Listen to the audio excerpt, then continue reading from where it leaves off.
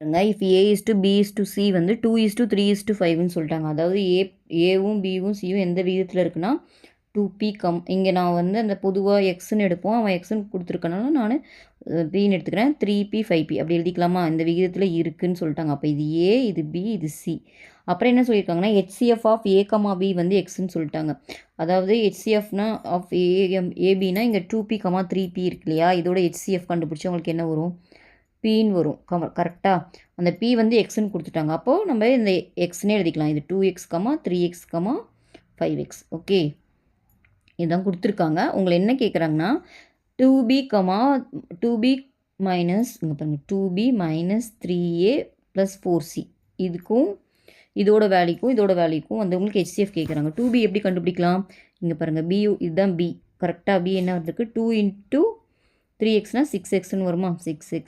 இது 3 × a 3 × 2னா இங்கே 6xன்னு வரும். 4னா இங்கே 4 × 5 20xன்னு வருது. அப்போ இது கேன்சல் ஆகிட்டு உங்களுக்கு 20xன்னு வரும். ஸோ இதோட வேல்யூ கண்டுபிடிச்சிட்டோம் 20x. அதே மாதிரி இதோட வேல்யூ கண்டுபிடிக்கணும். 5a minus 2c plus 5b. ஓகேவா? ஏ எவ்வளோ? 20x போட்டிங்கன்னா 10x. 2c இங்கே 2 × 5னா இங்கே என்ன வரும்? 10x. 5bனா இது 5ஆல் மல்டிப்ளை பண்ணும் 15xன்னு வரும். கரெக்டாக இந்த 10x கேன்சல் ஆகிடும். இது 15xன்னு கிடச்சிருக்கு. இப்போ உங்களை என்ன கேட்குறாங்கன்னா இது ரெண்டுக்கும் ஹெச்சிஎஃப் கேட்குறாங்க. 20xக்கும் 15xக்கும் என்ன வரும் உங்களுக்கு ஹெச்சிஎஃப்? ரெண்டுக்கும் காமனாக உங்களுக்கு எக்ஸ் இருக்குது. அப்புறம் வந்து பார்த்திங்கன்னா 5 காமனாக இருக்கா 5x தான் ஆன்சரு. பட் அவங்க அப்படி கொடுக்காம ஏபிலே கொடுத்துருக்காங்க. அப்போ 5x வேணும்னா 5x எப்படி எழுதலாம்?